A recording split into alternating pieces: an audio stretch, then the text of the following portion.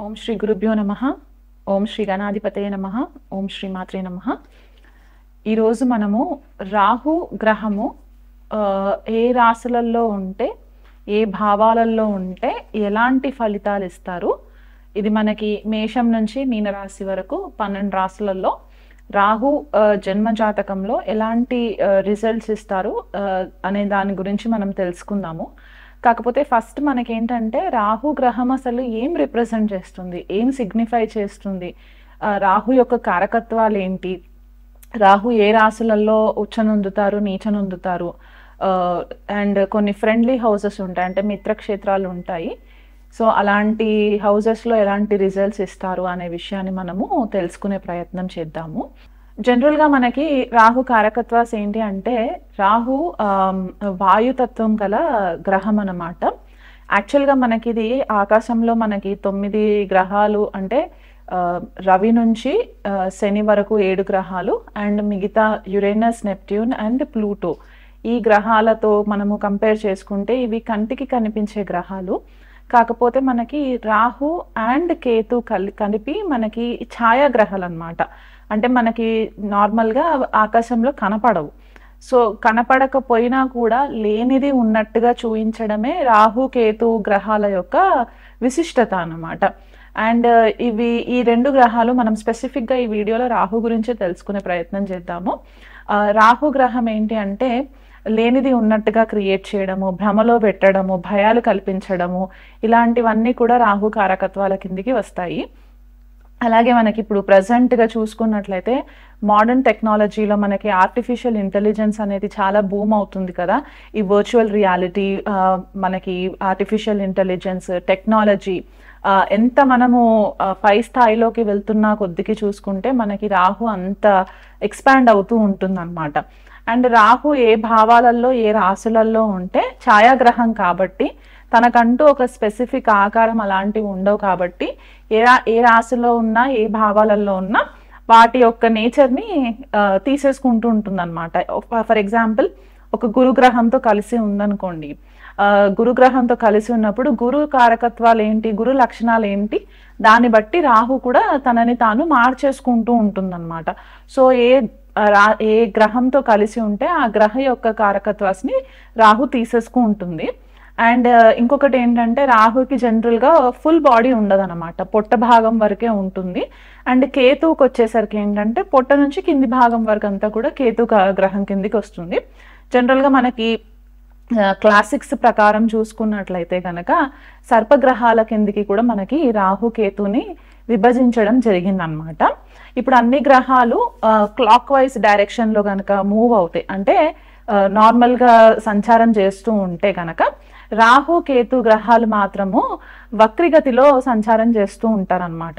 అంటే మనకి గత జన్మలో చేసుకున్న పాపపుణ్య కర్మిక్ బ్యాగేజెస్ ఏవైతే ఉంటాయో అవి మనకి ఈ రాహు కేతు ప్లేస్మెంట్ని బట్టి మనం మళ్ళీ ఇంకొక జన్మ ఎత్తడానికి కారణం అవుతాయి అన్నమాట, రాహు అండ్ కేతు 2 గ్రహాలు కూడా. అందుకని మనకి జన్మజాతకం కనుక మనము దగ్గర నుంచి పరిశీలించినట్లయితే కనుక కొన్ని సాఫ్ట్వేర్స్ ప్రకారము అక్కడ ఒక చిన్న ఆర్ అనే లెటర్ రాసి ఉంటుంది, లేదా కొన్ని సాఫ్ట్వేర్స్లో ఏంటంటే బ్రాకెట్స్లో వేసి పెడతారనమాట. సో దీనికి అర్థం ఏంటి అంటే, వక్రిగతిలో మూవ్మెంట్ ఉంటుంది, రెట్రోగ్రేడ్ మోషన్లో మూవ్మెంట్ ఉంటుంది ఈ రాహు కేతు గ్రహాలకి అని చెప్పేసి చెప్తూ ఉంటారు. సో అలా కాకుండా రాహు జనరల్గా ఏం చేస్తుందంటే, ఎక్కడ ఉంటే అక్కడ తనని తాను మార్చుకుంటుందని చెప్పాను కదా, యాంప్లిఫై చేసే లక్షణాలు ఉంటాయన్నమాట. అంటే ఎక్కువ ఎక్స్పాన్షన్ చేస్తూ యాంప్లిఫై చేస్తూ కనిపిస్తూ ఉంటుంది. మనకి రాహు వచ్చేసి ఇంకొకటి ఏంటంటే అడిక్షన్, అది జనరల్గా వ్యసనాలు అని చెప్పేసి అంటూ ఉంటాం కదా. ఒక వ్యక్తికి వ్యసనాలు స్మోకింగ్ అవ్వచ్చు, లేకపోతే మందు తాగడం అలవాటు ఉన్న వాళ్ళు ఉండొచ్చు, లేకపోతే ఎక్కువ మూవీస్ చూడడానికి ఇష్టపడుతున్న వాళ్ళు ఉండొచ్చు, బయట తిరగడానికి ఎక్కువ, అంటే ఒక రకమైన వ్యసనం అనేది ఉంటుంది కదా, అదంతా కూడా రాహు కిందికి వస్తుంది. డ్రగ్స్ తీసుకునే వాళ్ళు కూడా రాహు కన్సిడరేషన్లోకే వస్తుంది. అంటే మనకి సొసైటీలో నార్మల్గా ఏవైతే మనము యాక్సెప్ట్ చేయని సిచ్యువేషన్స్ ఉంటాయో, యాక్సెప్ట్ చేయని థింగ్స్ ఉంటాయో అవన్నీ కూడా రాహు కేతు ప్రభావంలోకే వస్తాయన్నమాట. ఇంకొకటి ఏంటంటే స్కాండిల్స్. కొన్నిసార్లు మనము మనీ లాండరింగ్ స్కాండిల్స్ జరగడం చూస్తూ ఉంటాము, లేకపోతే అనుమానాస్పదమైన స్థితిలో ఉన్న వాళ్ళని చూస్తూ ఉంటాం కదా. ఇవన్నిటికీ కూడా రాహు కారణం అవుతారు. ఎక్కడో ఒక చోట వీళ్ళకి రాహు, కొన్ని గ్రహాలు రాహు నక్షత్రంలో ఉండడం కానీ, రాహు యొక్క వీక్షణ పడడం కానీ, లేకపోతే రాహు చేత వేరే గ్రహాలు కలిసి ఉండడం కానీ, ఇలాంటివి కనిపిస్తూ ఉంటూ ఉంటాయి. అండ్ మన కర్మలు, గత జన్మలో మనం చేసుకున్న చెడు కర్మలు ఏవైతే ఉంటాయో అవన్నిటికీ కూడా మనకి కర్సస్ అని చెప్తూ ఉంటాం. అంటే శాపాలు, అవి పితృశాపాల కిందికి వస్తున్నాయా, మాతృశాపాల కిందికి వస్తున్నాయా, స్త్రీ శాపం కిందికి వస్తుందా, ఇవన్నీ కూడా రాహుకేతు యాక్సెస్లో గనక వేరే గ్రహాలు ఉన్నప్పుడు ఈ కర్సస్ అనేవి రావడానికి ఛాన్సెస్ ఎక్కువ కనిపిస్తూ ఉంటాయి. అండ్ ఇంకొకటి ఏంటి అంటే జనరల్గా రాహు వృషభ రాశిలో ఉచ్చనొందినట్టు కొన్ని క్లాసిక్స్ చెప్తూ ఉంటారు. కొన్ని క్లాసిక్స్ ఏంటి అంటే మిథున రాశిలో కూడా ఉచ్చనొందుతారు అని చెప్పేసి చెప్తూ ఉంటారు. అంటే ఎక్స్ట్రీమ్ పవర్ అనేది ఎక్కువ రాహుగా ఆ పలానా రాశులలో ఉండడానికి ఛాన్సెస్ ఉంటాయి. అండ్ నీచనొందేది మాత్రము వృశ్చిక రాశి అని కొన్ని రాశులు వాళ్ళు కొన్ని క్లాసిక్స్ చెప్తూ ఉంటాయి. అండ్ ఇంకొకటి ఏంటంటే ధనుసు రాశి అని చెప్పేసి కొన్ని రాశులు చెప్తూ ఉంటాయి, కొన్ని క్లాసిక్స్ చెప్తూ ఉంటాయి అన్నమాట. సో దీన్ని బట్టి అంటే జనరల్గా భూతత్వ రాశులు ఏవైతే ఉంటాయో వృషభ రాశి, మనకి కన్యా రాశి, మకర రాశి, ఇలాంటి రాశులలో రాహు చాలా మంచి రిజల్ట్స్ ఇవ్వడానికి ఛాన్సెస్ ఎక్కువ ఉంటాయి. ఎందుకంటే రాహుకి ఆబ్సెషన్ ఉంటుంది, ఏదైనా సాధించాలంటే భౌతిక ప్రపంచం పైన ఆసక్తి ఎక్కువ ఉంటుంది, మెటీరియలిస్టిక్ లైఫ్ లీడ్ చేయడానికి ఇంట్రెస్ట్ ఎక్కువ ఉంటూ ఉంటాయి. కాబట్టి ఈ పర్టికులర్ రాశులు ఏవైతే చెప్పానో భూతత్వ రాశులు, దాంట్లో మంచి రిజల్ట్స్ ఇవ్వడానికి కనిపిస్తుంటుంది. మెడికల్కి వచ్చేసరికి ఏంటంటే మనం ఏదైతే మెడిసిన్స్ తీసుకుంటూ ఉంటాం, అంటే సిరప్స్ తీసుకుంటాం, టానిక్స్ తీసుకుంటాం కదా, బ్రౌన్ కలర్ బాటిల్స్లో ఉంటాయి, అవన్నీ కూడా రాహు కిందికే వస్తాయి. ఫార్మాస్యూటికల్ బిజినెస్ అంతా కూడా రాహు కిందికే వస్తాయి. కెమికల్ ఇండస్ట్రీ, కెమికల్ ఇంజనీర్స్, లేకపోతే మనకి ఏరోస్పేస్ ఇంజనీర్స్, ఏరోనాటికల్ ఇంజనీర్స్, స్పేస్కి రిలేటెడ్ అంటే మనకి నాసా ఫర్ ఎగ్జాంపుల్, లేకపోతే ఇస్రో, ఇలా వర్క్ చేసే ఇలాంటి ఆర్గనైజేషన్స్లో వర్క్ చేసే వాళ్ళందరికీ కూడా రాహు ఒక ఎనర్జీ చాలా ప్రామినెంట్గా ఉండడానికి కూడా మనకి కనిపించే ఛాన్సెస్ ఉంటాయి. సో ఇది బేసిక్ కారకత్వాస్ అన్నమాట. రాహు మేషరాశిలో ఉన్నా లేకపోతే రాహు లగ్నంలో ఉన్నా ఎలాంటి రిజల్ట్స్ ఇస్తాయి, వృషభ రాశిలో ఉంటే, ద్వితీయ రాశిలో ఉంటే ఎలాంటి రిజల్ట్స్ ఇస్తాయో నేను మీకు వివరిస్తాను. రాహు గనక మకర రాశిలో ఉంటే ఎలాంటి రిజల్ట్స్ ఇస్తాయి జన్మ జాతకంలో. ఇక్కడ మకర రాశికి వచ్చేసరికి ఏంటంటే చాలా స్ట్రిక్ట్ డిసిప్లిన్ ఉన్న రాశి అన్నమాట మకర రాశి. ఎందుకంటే శని రూలింగ్ చేస్తూ ఉంటారు, శని అధిపతి అవుతారు. కాబట్టి మకర రాశి వాళ్ళు జనరల్గా ఏంటంటే చాలా తక్కువ స్థాయిలో నుంచి కష్టపడి ఒక పై స్థాయి వరకు రావడానికి, లైఫ్లో మంచి ఉచ్చ స్థితిలోకి రీచ్ అవ్వడానికి ఎక్కువ కష్టపడడానికి కూడా ఛాన్సెస్ కనిపిస్తుంటాయి. సో అలాంటి మకర రాశిలోకి రాహు వచ్చినప్పుడు ఏంటంటే వీళ్ళు ఎక్కువ మట్టుకు స్టెబిలిటీని కోరుకుంటారు. ఎక్కడ స్టెబిలిటీని అంటే ఫైనాన్షియల్ స్టెబిలిటీ, ఆర్థిక పరిస్థితి. ఈ ఆర్థిక పరిస్థితి బాగుంటేనే నాకు సొసైటీలో విలువ ఉంటుంది అనే ఒక ఆలోచన ధోరణి వీళ్ళకి చిన్నప్పటి నుంచే ఉంటుందన్నమాట.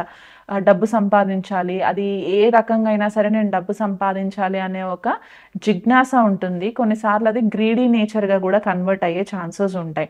రాహు మకర రాశిలో ఉన్న వాళ్ళు స్పెసిఫిక్గా ఏంటంటే బ్యాంకింగ్ సెక్టార్స్లో వర్క్ చేయడం కానివ్వండి, అకౌంట్స్కి రిలేటెడ్ చేయడము, లేకపోతే ఇంటర్నేషనల్ లెవెల్లో మానిటరీ లాస్ ఏవైతే ఉంటాయో దానికి సంబంధించి కెరియర్స్లో ఉండడము, లీడర్షిప్ రోల్స్లో ఉండడము, ఒక స్థాయిలో సిఇఓ, సిఎఫ్ఓ ఇట్లాంటి పొజిషన్స్లో ఉండడానికి, CA level, CS level, company secretary, CFA ఇలాంటి పొజిషన్స్లోకి వెళ్ళడానికి కూడా మంచి ఆపర్చునిటీస్ క్రియేట్ చేస్తూ ఉంటారనమాట రాహు మకర రాశిలో ఉన్నప్పుడు.